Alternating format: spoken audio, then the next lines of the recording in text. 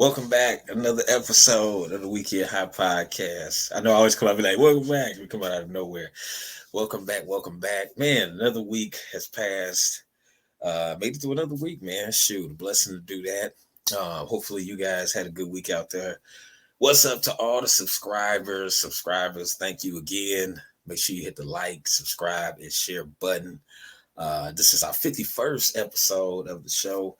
If you checked out the 50th episode, you know that was the culmination. We made it through a whole year of doing this, which was cool. You know what I'm saying? And we gave our brother Chris some love. Yeah, brother. Prayers out to brother Chris, man. Get back, man. Yeah, 1/3 of the group, 1/3 of the trio. You know what I'm saying? I got the first gen. Yeah. We I guess we doing like 85 South, you know what I'm saying? Sometimes, you don't get all three of them and shit. That is a 69 North. Yeah. You be like, damn, what you know what I'm saying? What's my man? What Chico at? Chico will never be on that bitch. It just be him, be Carlos and DC a lot of times, right? So we just doing that, but he's still part of the crew. He's 1/3 of the crew. It ain't, it ain't shit. Doesn't change when he come, go as he please. You know what I'm saying? Shit. But hopefully we wishing him to get back soon. He's dealing with some health issues. And, you know what I'm saying? We're going to keep prayers up for him. So thank you for your support. Make sure you hit that Cash App. That'll donate. You can donate directly to the brother. You know what I'm saying? Yeah, you could be a blessing to brother Chris. Yes, absolutely. And also to the show, help us, basically do things for the show, get guests, every little bit helps. But if you're not able to donate at this time, due to inflation, I get it. You know what I'm saying? Every dollar you be like, damn. But you know what I'm saying? As Brother Zoe, shout out Brother Zoe says, twos and fews. Twos and fews. We got twos and fews. We got pennies and cents. But that's okay. You know what I'm saying? That's okay. So we take pennies. Hey, we like 50 on Get Rich or Die Trying. You got change, we'll take it. You know what I'm saying? Cash at me 50 cents. But know that they take something out of that though, so I ain't getting the full 50 cents. I know they take a smooth nickel out of that. Oh hell yeah. Hell yeah. But yeah, man, another week of the Weekend High Podcast. What we do is we cover a lot of news. If this is your first time rocking with us, we cover a lot of news. We take a serious approach. We take a comedic approach. We take the everyday man's approach. And on a relaxed level, if you know what I mean. If you can be on a relaxed level in your state, you know what I'm saying, you know what I mean. But if you can't, then hey. You know what I'm saying? It's a state of mind anyway, you know what I'm saying? Absolutely. You know what I'm saying? Absolutely. We all on natural highs, so we want to get there. And that could be through, your own self-motivation, always be working on yourself, checking your mental health. You know what I'm saying? My mental health is good. What about you, Brother Swag? Oh, yeah, mine is good. Things are going well. My son's off at college doing this thing. He's adapting. It's beautiful, man. Yeah. Yep. Same here. The boys are doing good. Everybody chill, working on things, trying to put things together, building things. The youngest one, he's starting his own business and website. You know what I'm saying? So he's on that. Yeah.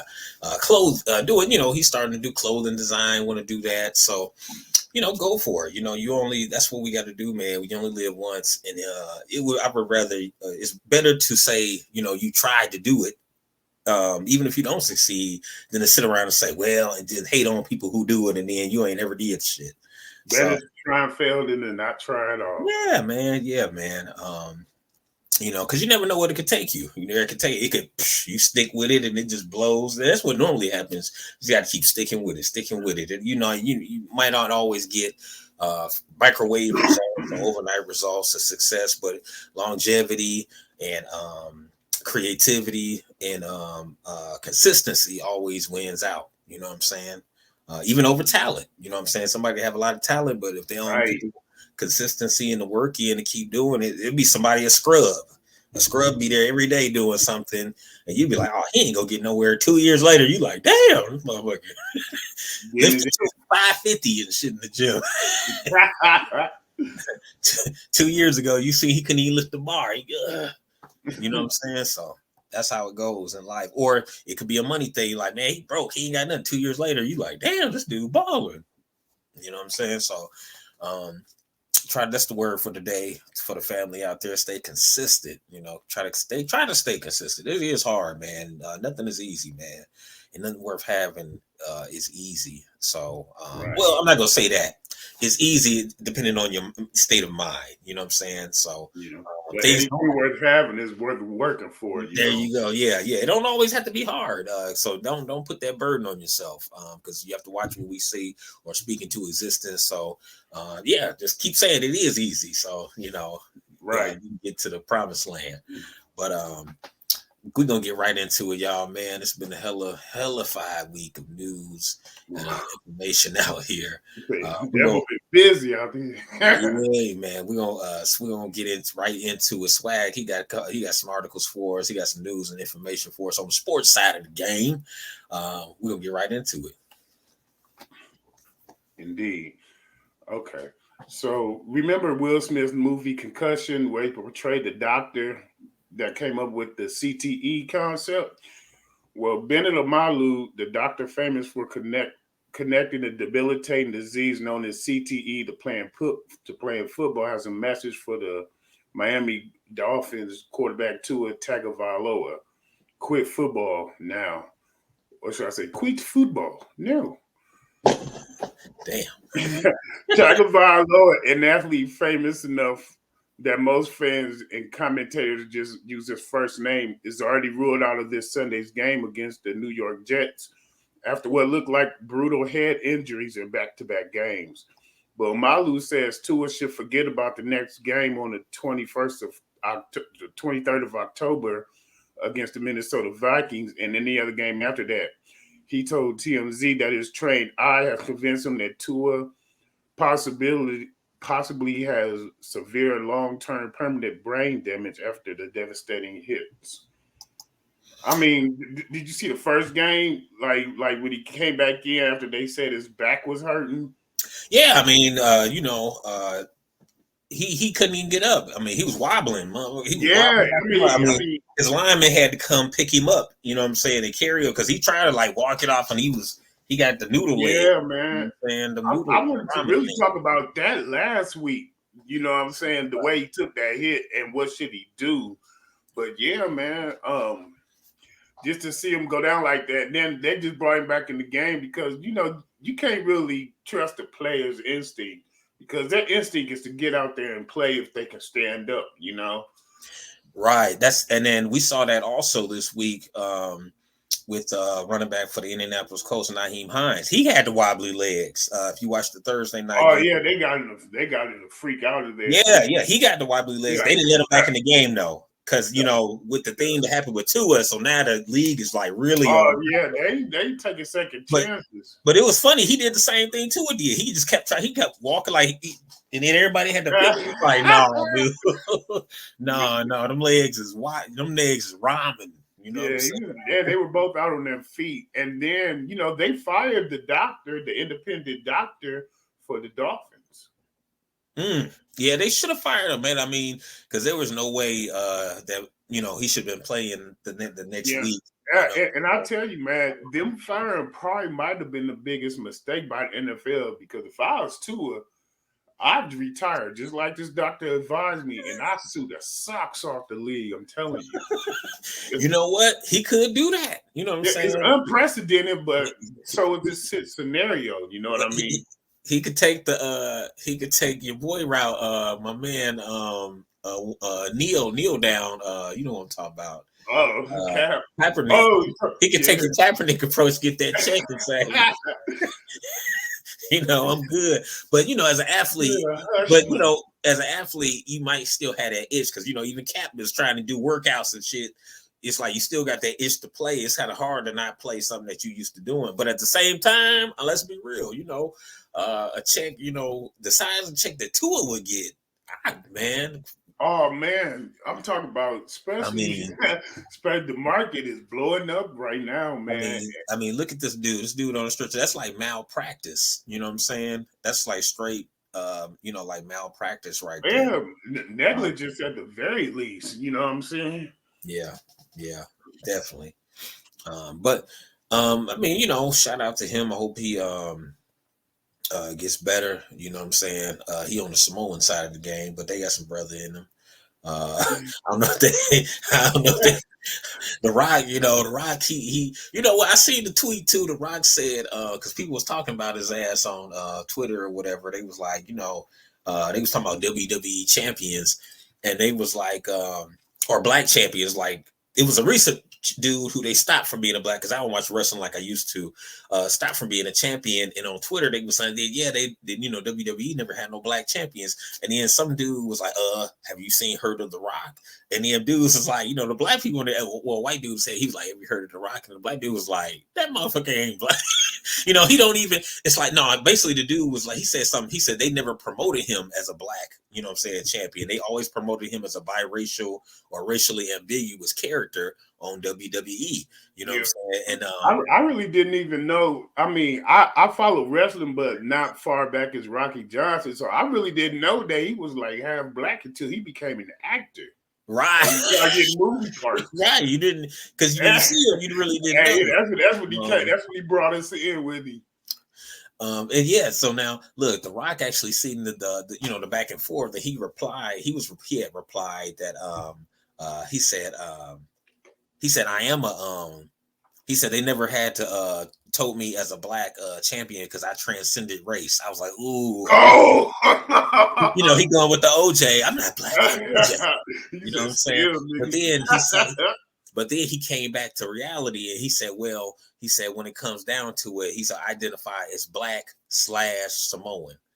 Right. So he says he identifies a black/Samoan. He said he rep both of his races proudly. Oh yeah, supposed to have.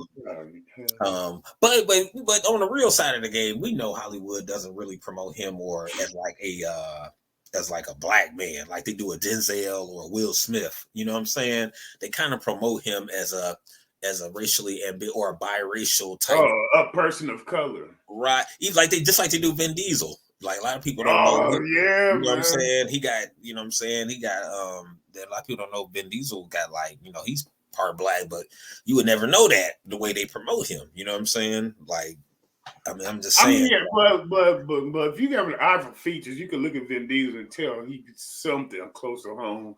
Yeah, yeah, you can see it. You can see it. You can see it all day. You know what I'm saying?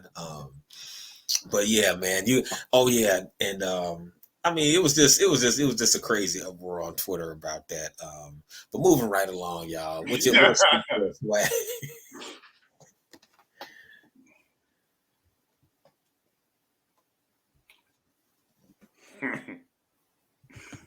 Yeah, Coach Prime got himself in the news again.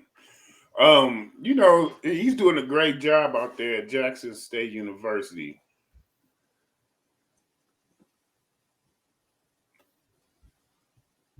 Man, hold on.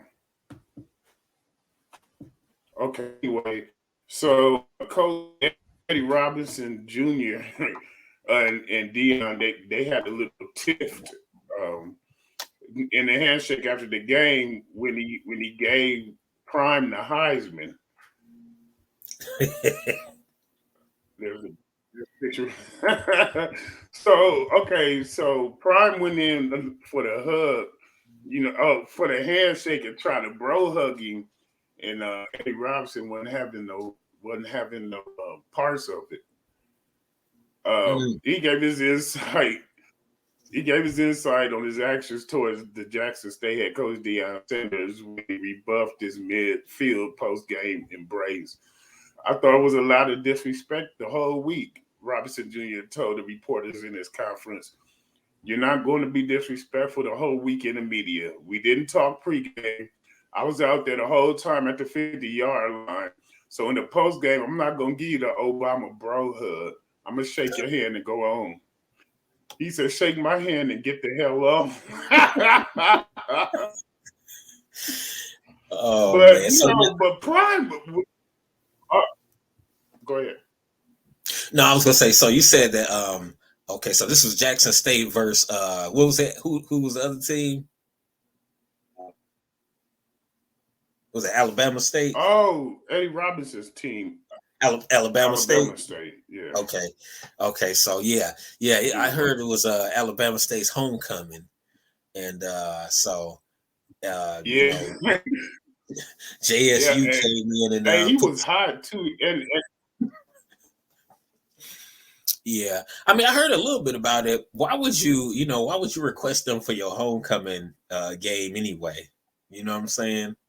Like you was kind of being a little, kind of macho with that anyway. Like, you know what I'm saying? They like one of the best teams in the, they ranked number 8. They ranked 8 in the country. Jackson State, ain't that something? well, I mean, you want to do good for your schools. If anybody gonna fill the stands, it'll be Prime. Yeah, but if it's my homecoming, you want to win in your homecoming. So a lot of times, people when they schedule homecoming, they'll try to schedule a weaker opponent. You know what I'm saying? Or opponent, either a 500 team like yourself, like on the same level, or somebody a little underneath you. So at least you have a better chance of having that win. On homecoming weekend, you don't want to go ahead and just come in like, okay, let's play Jackson State. Now that's talking big. That's saying like, I get it. If y'all beat them, it's like, oh yeah, this is a hellified homecoming. We in the club this weekend, the football team in there, you know what I'm saying? We beat Prime them and all that, but you playing Prime. Yeah. They got top 5 recruits at JSU, just like Alabama and I know, man. So, and then his son is a beast. He a Heisman Trophy candidate. Shadir. Yeah, but so yeah. It's like, but Coach Eddie Robinson Jr. he did give it up. He said he was talking about how the shoulders of the SWAC rests on him, and that he said Deion ain't SWAC. I'm SWAC. He ain't SWAC. And you know what I'm saying? But he did say, but he ain't gonna disrespect him because he's done a great job there, and he hope he don't get pulled to one of the Power 5, next year and can come back. And he said he wanted to have them at Jackson State at their homecoming next year. So he was still talking that talk. I mean, I like the rivalry. Yeah. Honestly, I think it's good for the conference. It's good for the schools. It's good for the sport, period. But Deion responded because Deion and them was waiting in the wings while they were at the press conference, waiting to go in to talk in the same room. And then Deion's like, if I ain't SWAC, then who is SWAC? If I ain't SWAC, then who is SWAC? If I ain't SWAC, then who is SWAC? Baby, who is? He was going in, man. Yeah, it sounds like Deion. Yeah, I mean, he's doing a wonderful job at that program. We needed that anyway, man, because you get a lot of back in the 70s and early, like we talked about it before, back in the 60s and 70s, like most of the league came from HBCUs, you know what I'm saying?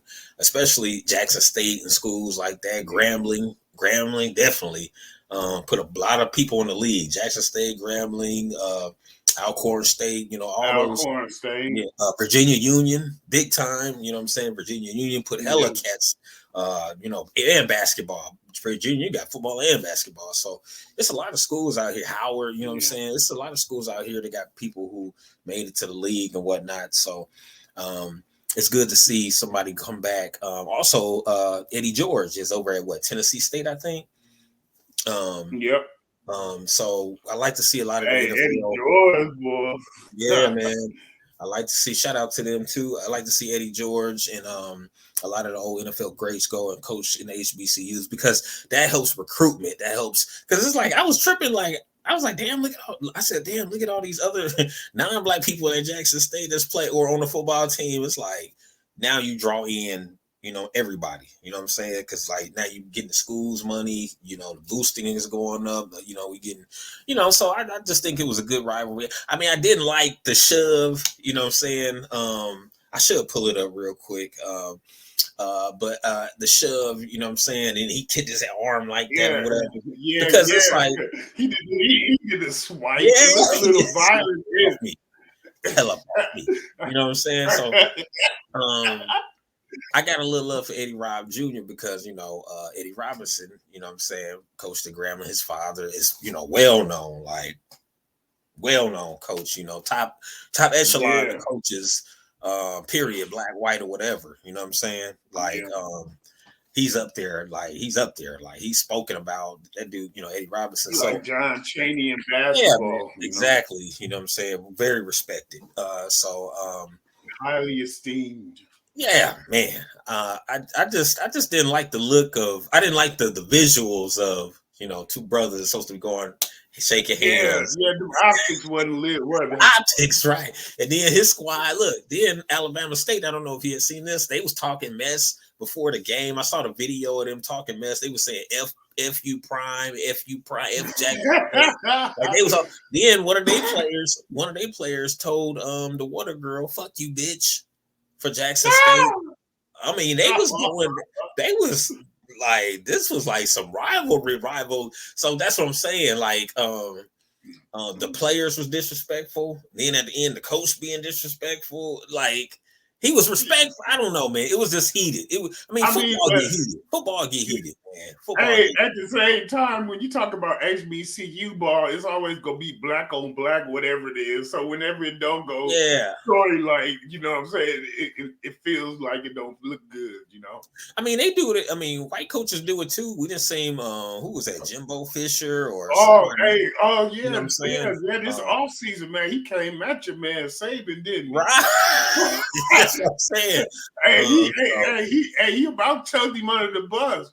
But Right. So I I mean, think Saban called him and he said, "You know what? I didn't mean what." I think it's just a college coaching thing. Like college coaches, they just get like NFL coaches. They don't. I mean, I'm sure there's some. NFL coaches seem more tucked in, Right. There's probably some dislike, definitely some dislike, but they're gonna shake on it and then just go on their separate ways. You ain't gonna know whether or not. But college, they be going ham. But moving right along, man. Shout out to Coach Prime. Shout out to Coach Eddie Robb Jr. And to both of the programs. Shout out to all the HBCU programs out there doing y'all thing, man. It just brings a lot of awareness to HBCU football too. So all in all, it's good. Hell yeah, that definitely. Another incident happened this week. Swag want to jump in on your boy Draymond. Yeah, now this that ugly shit right here. Okay, so there were whisperings earlier this week about Draymond still on the teammate in practice, but then TMZ leaked the video, and you got to answer for that type of stuff. But they showed Draymond Green and Jordan Poole. They were jawing good, and then Draymond Green walked toward him, kind of across his space, but Jordan Poole pushed him off. So the first touch was Jordan Poole, you know what I mean? And then he still had his arms down, like, he was arguing with his brother. And then Draymond took it to a different level and banged him real nicely. Yeah, man. I mean, I really got nothing to say about that. I mean, teammates fight. I don't know. Like, and it seemed like in the media, everybody's like all surprised and jumping on Draymond. But I mean, think about this: Jordan slapped the shit out of Will Purdue, man. Come on, man. So it's like the greatest player, the man regarded as the greatest player ever, slapped the shit out of his teammate. He choked Scotty. You know what I'm saying? Jordan was around. He was just around punching motherfuckers, choking people. He exchanged punches with Steve Kerr too. Yeah, but that's how he gained his respect, though. That's how he gained his Steve Kerr. So I mean, yeah, Jordan damn near beat up three teammates. You know what I'm saying? Like, hey, that goes back. I mean, even farther because Buddy Rich, he was a jazz big band drummer, and when they messed up, man, well, that messed up. When it comes to the leader of the team, sometimes they go above and beyond the normal Call of Duty to get a point across. Right or wrong, it takes a little something extra to really hold together a faction like that, Yeah, man. I mean, Draymond is the heart and soul of the team. He looked at it as the heart and soul of the Oh team. yeah, he the life force. The life force. Of course, everybody talking about he might leave, whatever. Like, I think if he leaves, he probably gonna be bounced out the NBA quick because he actually, or only other well, no, I ain't gonna say bounced out quick. I mean, if he went to a young team and he's the veteran, he could get him some leadership.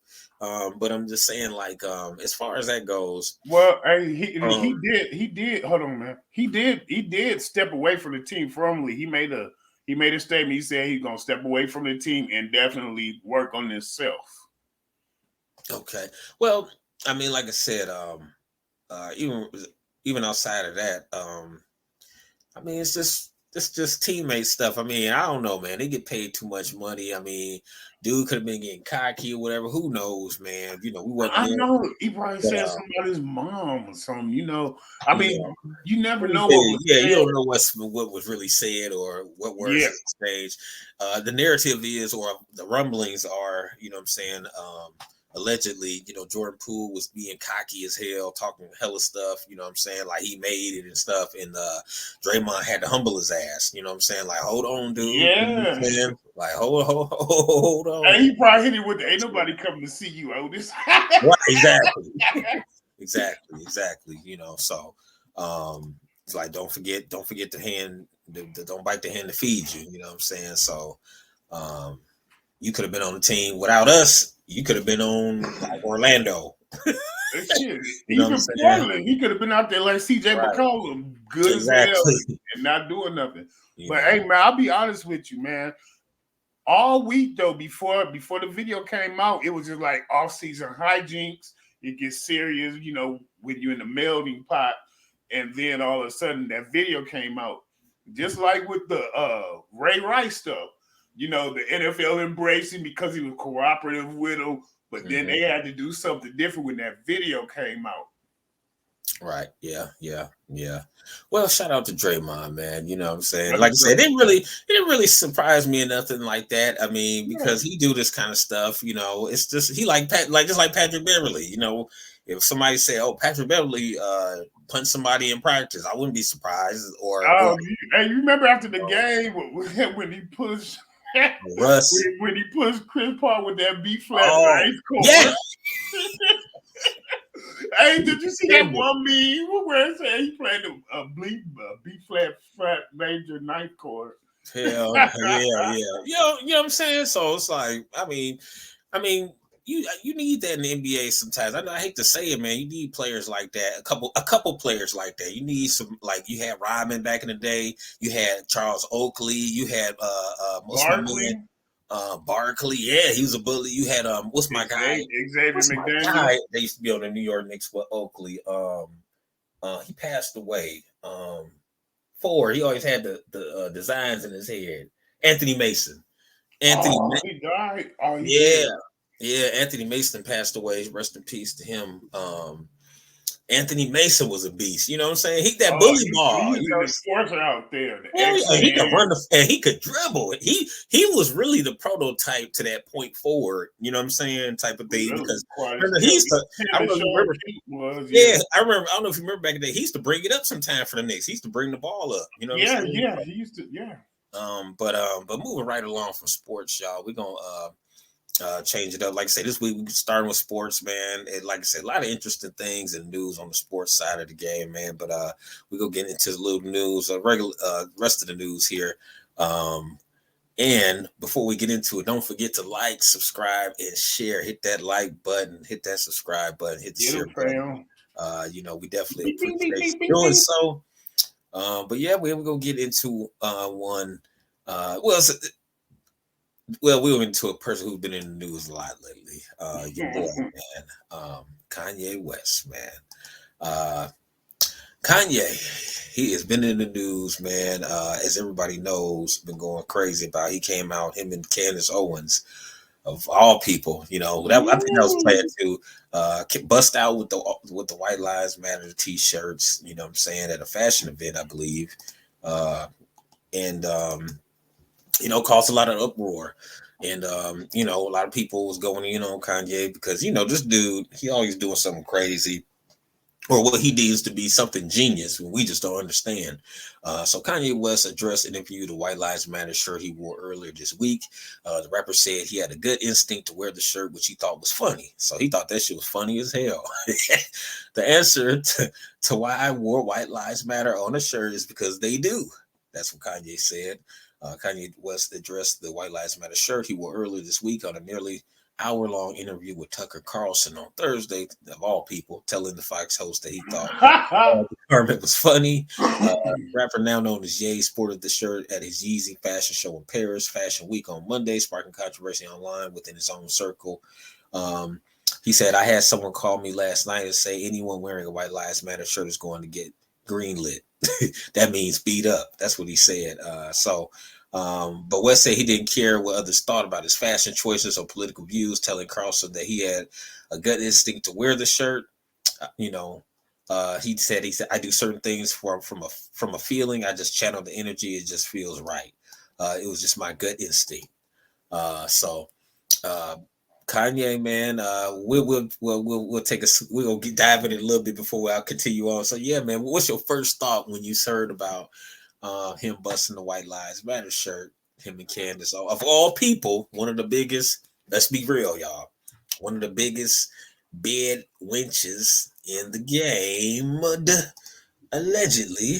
Well, I mean, she don't talk highly of black people, but I mean, when you look at that picture, she looked like she the captain of the Double Dutch team. She happy as hell. Yeah, she was looking like Kanye, like he was better than life, wasn't she? Hell yeah. Like, look at that face. She's smiling. She was beholding his ass. Smitten. She was like, oh my God, I love him.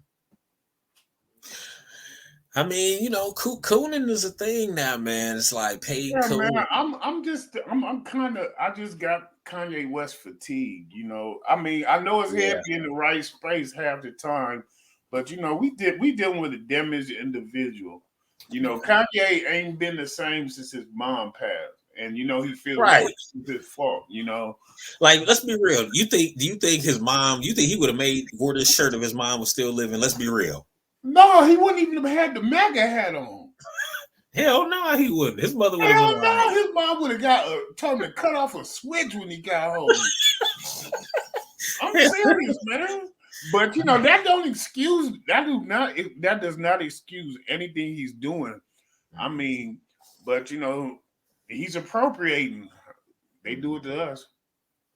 And for the viewers who don't know, we're not saying that white lives don't matter, but the thing about White Lives Matter, the whole thing about Black Lives Matter, they're looking at Black Lives Matter, the business, which was run by some individuals who really wasn't about Black lives. They was just about padding their own pockets. But we, the people on the ground, on the grassroots level, when we think of Black Lives Matter, we're thinking about the devaluation of our lives. That's why we say Black Lives Matter, meaning like the George Floyd, our lives are basically devalued. That's not saying nobody else's lives doesn't matter, but ours have it's not a secret that our lives have been devalued like motherfucker. You know what I'm saying?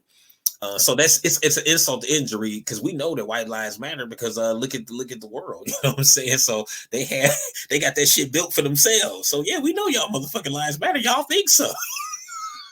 This motherfucker is set up for you to win. So yeah, the game is rigged. Right, like that's like Captain Obvious. That's a oxy. That's like whoa, really? A Captain Obvious, really? You know what I'm saying? Yeah, so. See, a lot of people who don't know, they confuse the word or the slogan Black Lives Matter with the actual group, with the business. And a lot of black people don't rock with the business Black Lives Matter. You know what I'm saying? Like I said, it was run by some individuals who actually is ran by some motherfucking white people. Let's be real. Yeah. Who had some lesbian sisters who was the front people for this. And then all they did was basically capitalize, get money, and not give the money to the people. They got to buying houses, padding their pockets and everything like that. You know what I'm saying?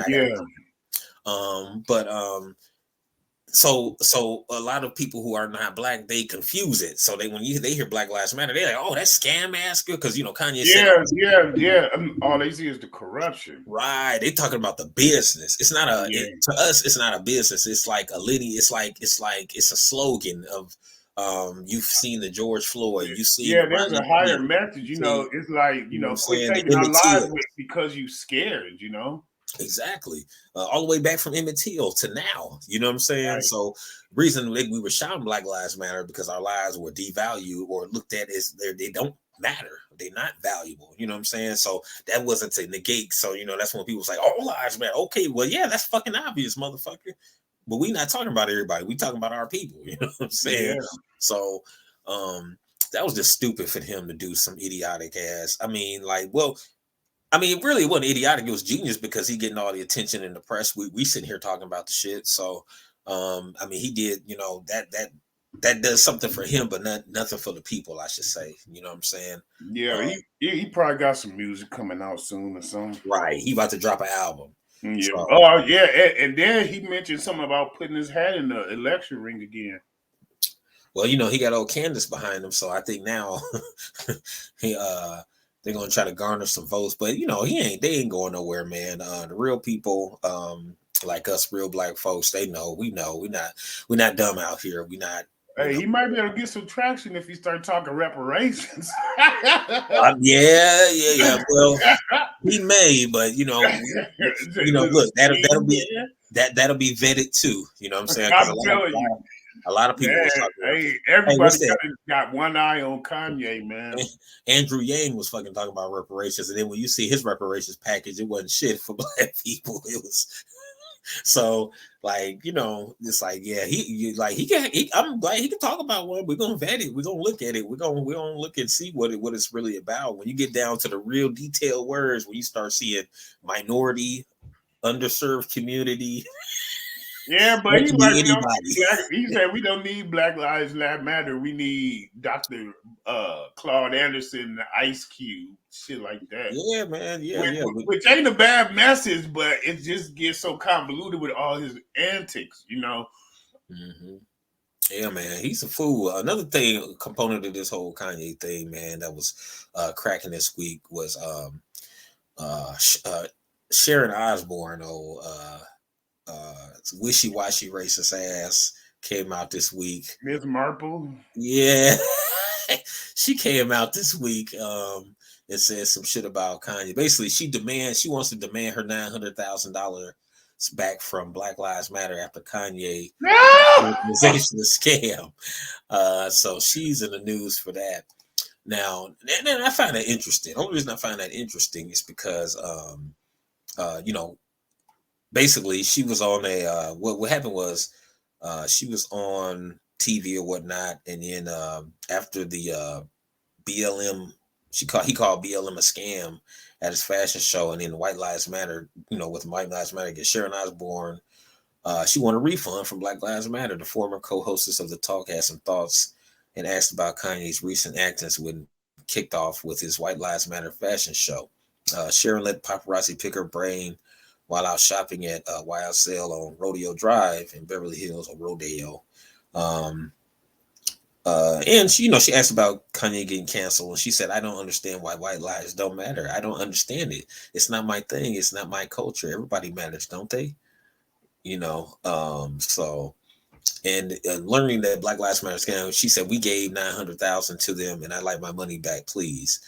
She didn't offer any reason for her refund request. She shrugged and said, "I wish he could have said that before." She's looking like Madam from Solid Gold in that picture. So, Sharon Osbourne, lightweight racist, kind of racist anyway. You see that allegedly at the bottom. Only reason I say that is because think about this. Think about let's be real.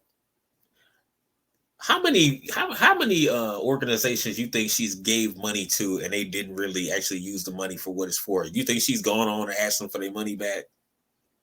No, it kind of sounds a little clout chasing to me. Yeah, on the flip side perspective of it, I'm not mad at her for asking for it back because Black Lives Matter, the business, Oh, was she's trying to get on, herself a free news cycle. That's all it is. exactly. But like who goes and be like, oh well, yeah, I want my money back then. So You know, now, she'll get that shit back at the turn of the year because that shit's a tax fucking mhm, write off.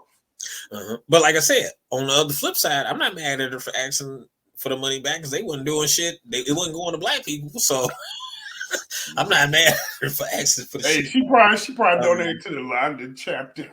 uh, but I'm just saying, I'm just thinking like, okay, how many other businesses have you probably gave more money to that didn't actually use the money for what it's for? And I never seen you in the paper or media asking for anything back. You see what I'm saying? But when it Yeah. comes anything attached to what my thought is, anything attached to black, she is like, oh well, no, that's an excuse to get my money back. Fuck them motherfuckers. I didn't want to get Well, them yeah, and anyway. then and to her, who died and made Kanye the lead black person to tell you it's a scam. Exactly. Oh, Kanye said it's a scam. I I want money back then. know, He the right? authority. This motherfucker the authority around this bitch. This nigga, I'm like, this nigga, to her, to her, he Jason Black, Kanye Jason Black. That's the black authority and shit. And she said, "I knew it. I knew the niggas was fake." You know what I'm saying? Like, get your ass out of here. You know what I'm saying?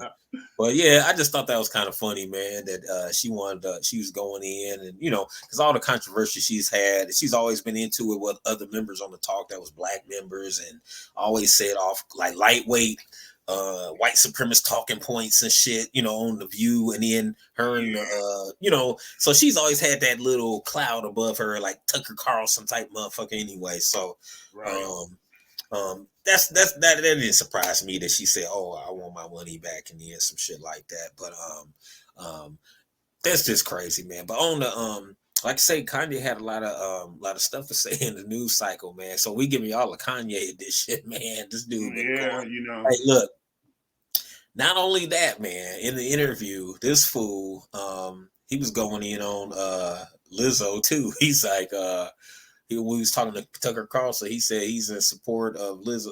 He said Lizzo was killing Black Americans because she pushing that body positivity thing and not shaming and stuff. So he like, why you do Lizzo like that?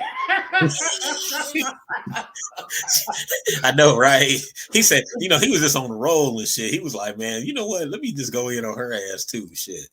But no, he was like, he was saying that the media has an agenda to prevent his good friend Lizzo from losing weight. In this appearance, like I said, he was on Tucker Carlson talking all kind of shit on Fox News, and he basically, after he was talking about the T-shirt, the White Lives Matter T-shirt with him, he said at one point he was talking about abortion, but then he started talking about the singer's weight as an example of genocide of the Black race. He said, I don't care about people's responses. I care about the fact there's more Black babies being aborted than born in New York City at this point. Then he goes on to say later in the interview, he said, his good friend, he said, Lizzo works with my trainer, a good friend of mine.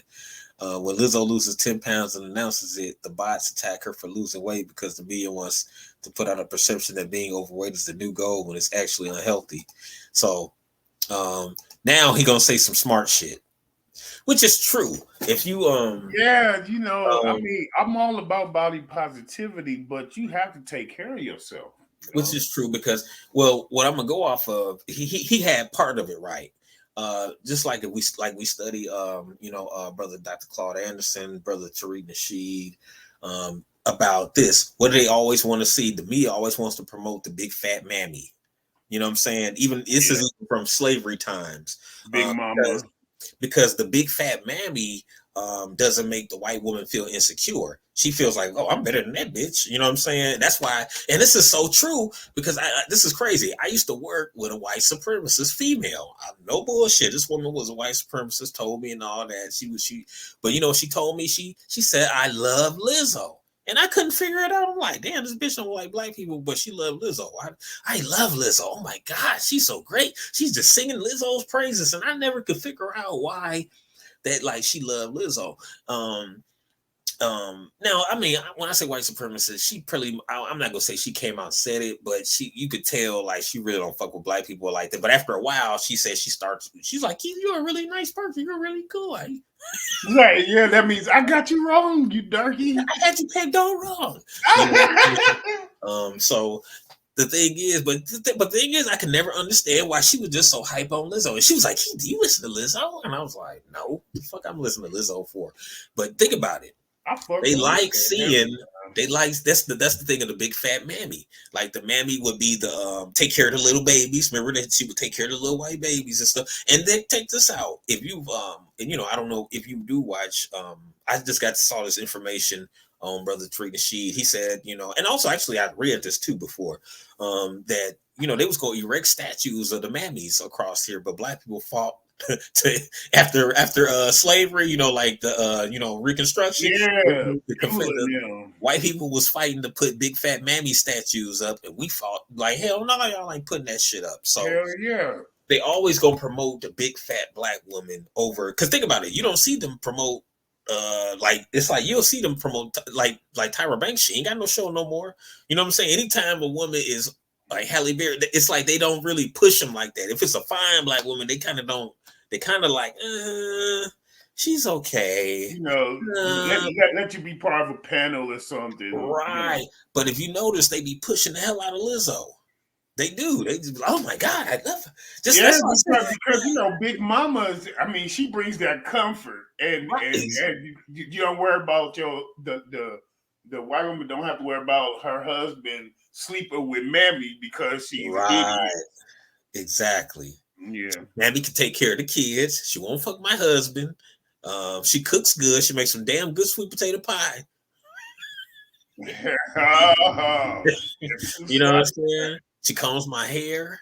She bathes me. She combs my hair. You see what I'm saying? So that's what we're going with it, and that's true. That makes a lot of sense. And I say on this, Ye is right. Like I say, this is one of those ones. I guess we can't judge the messenger. We just gotta just take the message on this. Yeah. One. So. But yeah, man, I mean, it's a thin line, in my opinion. It's a thin line because you want to push body positivity because you got to love the skin you're in, but you can always aspire to have healthier skin, more, metaphorically. You know what I'm saying? Like that picture right there, she look like she's like, now don't you bring me so bad news. Wiz out this mug. Hey, look like she was sitting on the toilet throne in that. Don't you? Hell no. Kanye looked like old bum. He like Toby and Wigway in that look like He looked like a nigga that asked me for some money outside the liquor store. Hell yeah. Hey man, can I get $1? I don't know what's up with that. With celebrities do that, they try to make me all bummy looking and shit. Like, I just got so much money and I've been looking good for so long. I got to fuck it. I got to look bummy now. Goddamn it, I got to. I know, man. It's like, man. But moving right along. Yeah, he's looking like his breath smell like Boone Farms and hell yeah, red Irish rose. Mother rose. The back of Newports. You know what I'm saying? Moving right along to other entertainment news, man. That dirty ass BET Awards show. We was talking about that last time, and Fat Joe. I better not go to New York. Joe will be looking for me. Yo, man, what? I heard what you said. I got my knife. I'm ready. No, Fat Joe. I don't want no heat, man. Please don't beat me. But no, for real, man. They let this dude who be claiming talking about Puerto Ricans help invent hip hop. No, damn near they didn't create nothing in it. They just happened to be at a party. We was there though. My brother Jose was in the fucking corner, yo. Hey, man. Didn't help create nothing. You know what I'm saying? Didn't hell yeah. Just like in the war days, somebody had to stay there to take the pictures.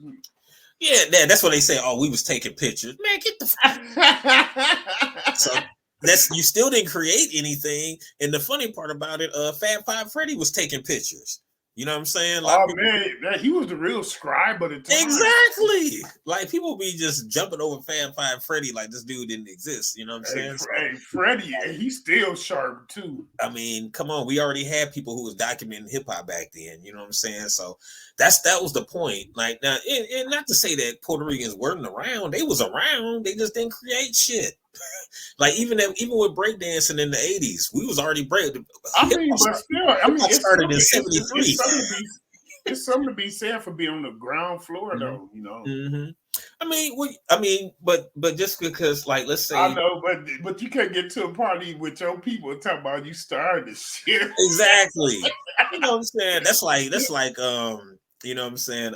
That's like you in a room and shit. This is a crazy fucked up analogy. You in a room and shit, your dude having sex, you roommates with somebody, your dude's having sex, he get the girl pregnant. Now you come and say, you know, that's my baby too, right, man? I was there. I was in the next room. Yeah, I was right there. Saying? I was in the same house. You know what I'm saying? I went in the same room with y'all, but I was there though. So that's I'm 1/3 my baby. You know what I'm saying? So I can claim them on my taxes.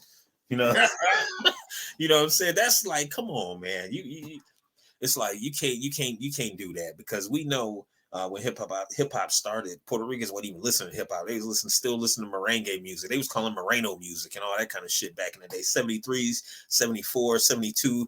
They was listening. They weren't even Tito Puente.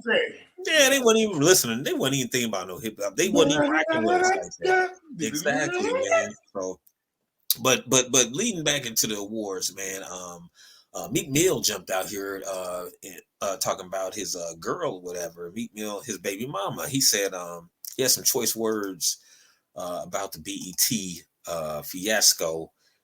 He said that basically he was kind of furious that BET put his baby mama on the hip hop cipher because he said his girl can't even rhyme. He said they just basically use her for like clout, you know what I'm saying, to hype up the awards or whatever. So because they couldn't, you know, I guess he didn't want to perform or whatever. He was like, he wasn't messing with it. But that was basically, he said it was embarrassing his non-rapping son's mother. They was using his non-rapping son's mother to promote their hip hop awards show. So I feel Meek on that. He said basically, oh, here it is. I apologize, y'all, but he said basically he don't like that BT got his baby mama trying to spit bars for attention and clout. It's like a setup embarrassment made to look like opportunity. He said, and I'm with the women hustler empowerment motion, but y'all drawing pure manipulation. He said that also he had a couple other choice words. He said, I was voicing my opinion about a connection to my life and the company I've been getting money with. All them women lit love to them. Everything ain't networking, especially if you say you get money. Stay true to your cell phone. Okay, I'm sorry, y'all. This is just his Twitter page, but so his Twitter game is sharp. Yeah, he all over the place. But his initial statement was the one though, you know. But they was using basically his baby mother can't even rap, but they using her to promote their show. He's like, she even got bars. Right. He's like, my girl ain't got bars, man. Y'all got her on here trying to promote y'all show. That's crazy. You know what I'm saying? I mean, it is crazy to me. You know what I'm saying? Yeah, but because you know, I'm about to go watch it. I'm gonna tell you the truth. You know, and he also said shit not even owned by blacks to my knowledge, which it's not. I live life without narrative. One of the reasons I don't have religion. The streets traumatized me, hypnotized me to that, and I'm breaking that. Catch me outside. I'm not perfect, but I'm not living in the fame narrative. You know, so basically, yeah, Meek. Shout out to Meek, man. Meek Mill, man. He said the truth. He spoke the truth. You know, he's like, shit, they ain't even owned by black people no more. So, but I would be mad too if I use my baby mama to promote your fucking show and she can't even rap. She don't even have an album. Don't nobody even know her from rapping. They was like, we can't get Meek Mill. We can get his baby mama though. Fuck that. Put her on the show. I know, man. They found a little gap to get a little wedge in there, didn't they? Hell yeah. It was like, man, you know what? We ain't about to pay for meat. We about to get this baby mama on here. Next best thing. Because, you know, a lot of people is cloud chasing right now. You know what I'm saying? So, you know, he probably already knew, like, yeah, if they out for my baby mama, then she gonna jump all over this. Because she, you know what I'm saying? He know her, you know what I'm saying? But you could people is cloud chasing to get anything to get fame nowadays because they feel that's where the bag is. So, oh, I just respect Meek Mill's integrity as far as hip hop and hip hop culture. You know what I'm saying? We got to start respecting the hip hop culture and the rhyming and real rhyme. Like, I remember back in the day, you couldn't just be anybody and get on the mic. Like, you had to be good to even breathe on the microphone. You couldn't just be like, oh, just pass it to him. You know what I'm saying? You had to have some bars, man. You had to have paid your dues in the game to spit on the mic. You know what I'm saying? So nowadays, shit. You don't have to do none of that. You just upload your shit to SoundCloud. God damn it. yeah, You know you already know it's so different now, man. So, you know, Big Bill baby mama, like, you know what? I ain't never rapped before, but I want to make a rap song. You know what I'm saying? So it's like, you know, I don't know, man. The game is, you know, I mean, I stick to listening to a lot of old stuff, a lot of old R&B, a lot of, you know, if I do dibble and dabble in hip hop, it's old hip hop back, you know, in my era or whatever. But I mean, not to negate the new stuff. It's some new stuff that I like, but not more. The majority of it, it all pretty much sounds the same. It's just party music, or you know. So I mean, that's just what it is. I ain't hating on it. I mean, that's just what it is. It's all making sounds and shit. Right. You know what I'm saying? Over a beat. You know, like that episode of Atlanta. You know what I'm saying? You know, little Rick Moranis in that bitch, and that's. You know, you say two words and just keep saying them back and forth, and that's a song now. So, yeah. But moving right along, man. Something else that came out this week, man. Your boy Joe. Your boy Joe. He's back in the news, man. He's back in the news because of his marijuana, his little weed lift. Biden's marijuana move basically could change lives and impact the midterm. So we don't I was getting at that. That's what he was doing. But in granting pardons for federal marijuana possession convictions, and remember, this was small amounts, they said. President Joe Biden has taken a historic step that is likely to be widely popular and could energize the core Democratic constituencies just over a month from the midterm election. It's kind of a ploy, yeah. It's a month away. You know, I'm out there getting it in, ain't they? You know, they try to glance over that in the article, or whatever. They try to do it. They kind of slide it in, and they say it's taking this earmarks and shit. Widely popularized. Like, yeah, he gonna be widely popularized. It could energize the Democratic constituency just over a month from it. Bring home some of the motherfuckers he locked up. You know what I'm saying? They said it could change lives. Thousands of Americans convicted of marijuana possession, especially if governors follow the president's lead. It also plays risk playing into Syrian Republican attacks, branding Democrats as soft on crime, which are rocking multiple key contests ahead of elections that could hand control of the Senate and the House of Representatives to the GOP. The president's move is limited for now and does not go as far as legalizing the drug, an issue that is central to some campaigns this fall, including that of Pennsylvania's Lieutenant Governor John Fetterman, whose bid for Senate is Democrats' best chance of flipping a seat and could decide the destiny of the chamber.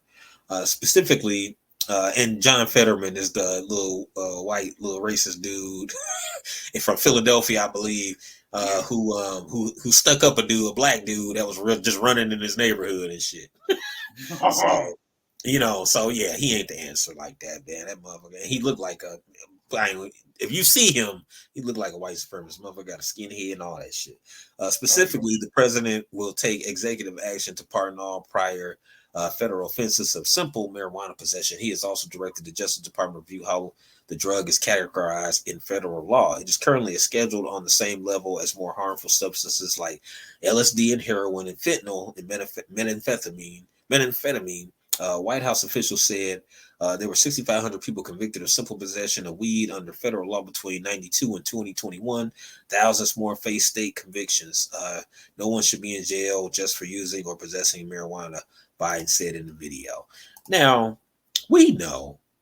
We not dumb. He full of shit. Motherfucker, most of the time, if you grew up around the 90s and Utah, all you heard was motherfuckers trying to lock you up for weed. That's why they got it on the same schedule as LSD and heroin. Now all of a sudden Joe Biden changing his tune. He like, oh man, it shouldn't. No man, it ain't that bad. A month before midterm elections. Yeah. You know what I'm saying? So that's just all a political ploy. That's just quote unquote political ploy to get black voters. You know what I'm saying? Let's call it what it is. I mean, he will. I mean, not to say there ain't no white voters who had, simple weed charges, but let's be honest. Most of the simple when white people get simple weed charges, they don't go to jail. They get that shit thrown the fuck out. So they probably don't even spend time in jail. Man, they get a fine. I know white friends of mine who